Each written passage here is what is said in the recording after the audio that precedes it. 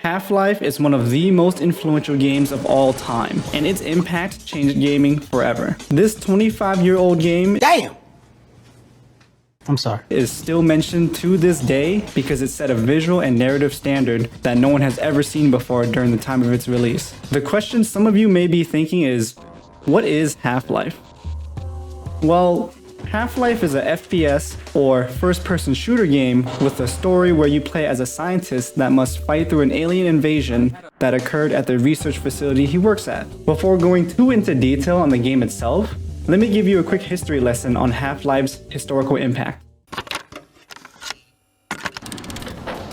The first-person shooter genre started with Wolfenstein 3D. It's considered the grandfather of FPS games because it popularized the genre shortly after its release in 1992.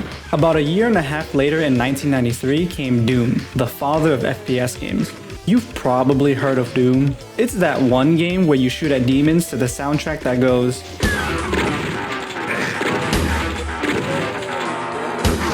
About 3 years after Doom, Quake was released, and it offered full real-time 3D rendering and multiplayer deathmatches. By the way, all of these games were developed by id Software. Yeah, the Father, the Son, and the Holy Spirit of FPS games were made by one developer. Like, am I the only one that's impressed by this? Anyway, where does Half-Life come into all of this? So Valve, wait, let me use his old logo. The creator of Half-Life licensed the Quake engine from id Software, heavily modified it, and created Half-Life. Valve wanted to innovate the FPS genre by creating an immersive world for the player instead of another shooting gallery like the previous games mentioned.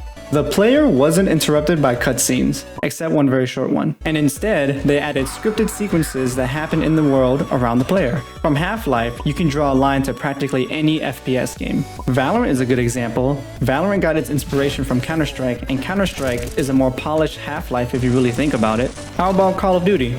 Halo? Battlefield? Overwatch?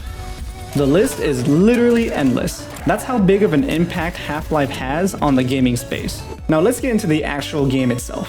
As the scientist Gordon Freeman, you're able to explore the Black Mesa research facility, interact with some of the environment, talk to NPCs, collect weapons, and fight enemies.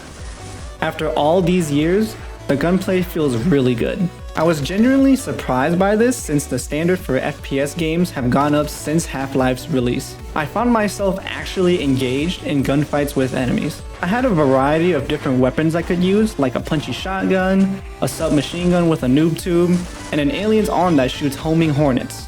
There's also a decent amount of enemy variety to keep the gunfights from feeling like I'm fighting the same thing over and over again. Some of the enemies I fought are soldiers, Spec Ops assassins, zombies, aliens that shoot lightning, and the iconic head crab, baby.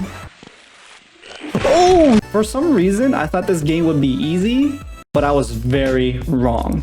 During gunfights, I'm forced to utilize cover and use all the weapons I have at my disposal to get to the next section of the map. The enemy AI isn't that bad either. Sometimes you'll bump into enemies that end up fighting each other, and if you decide to participate in the fun, every enemy won't suddenly focus on killing you. Between gunfights and traveling through the linear world, there will be sections where you'll have to do some good old platforming. I'll leave it at that for now. Fuck! The environments that you travel through have detail. For a game released in 1998. There's variety and sometimes verticality to them as well. Despite the low-res graphics, there's some beauty you can appreciate somewhere in the game, like the anomalous materials laboratory, where you see a lively workplace full of coworkers, and eventually the green sparky boom moment that causes the alien invasion, or the Sector F Lambda complex, with its sciencey stuff and portals that teleport you around the area. The environments are also interactable as well. You can talk to NPCs, mess with someone's food in the microwave, and... My God, what are you doing? Come on, Gordon. You trying to get me into trouble? There are even physics puzzles that you can do to proceed further into the game. Move this box to reach the vent, turn on a giant fan to reach this high spot, or whatever a computer back then could handle since they were dealing with only a couple hundred megahertz and a storage capacity of a CD. The story follows Gordon Freeman through his experience of an alien invasion at a research facility. There are no cutscenes, except one, so everything we experience, Gordon experiences. Valve went about this by using environmental storytelling storytelling to give the player an idea of what's going on. An explosion happens and the research facility is in shambles. There's chaos all around, blood on the floor, someone's getting resuscitated, a scientist is hiding, and guards are fending off aliens. My personal favorite encounter was seeing a scientist trying to help his coworker from getting dragged into a vent, but they both end up getting dragged in. You hear growling and crunching noises, and then suddenly chunks of guts and blood start spraying out of the vent. The world feels immersive because we see everything firsthand. There isn't some kind of exposition or narrator explaining everything. When going through the story of the game, NPCs will give you things to do to proceed into the story, and it's good enough to move the player. Go get help at the surface, go to this section of the facility, turn on this rocket, launch this satellite, kill this alien baby thing. The story is mid at best. There's no character development or any character to care about besides Gordon, because if he dies then the game just ends. I barely even care about Gordon because he doesn't say anything. There's nothing to latch onto besides the fact that he's a Giga Chad that survived all this chaos. NPCs just give you something to do and you go do it. The game doesn't even have any UI to assist you with the objective. If you weren't listening to the NPC or you just forgot what you needed to do, good luck. I don't understand. The design of the maps are linear enough to push me towards the right direction, but there were times where I was completely lost. This type of game design is a double-edged sword because successfully figuring something out on your own is a really nice dose of dopamine, but when you can't figure things out, it's really frustrating. There were times in the game where I had to just resort to Googling the solution. I specifically remember being stuck on the section where I had to turn on this giant fan and then proceed to use its propulsion to fly to the ceiling. I didn't even know that was possible because I hurried back up a ladder to get onto the ledge before getting decapitated by the fan. I didn't even think to look up to see a path forward. Are you sure about that?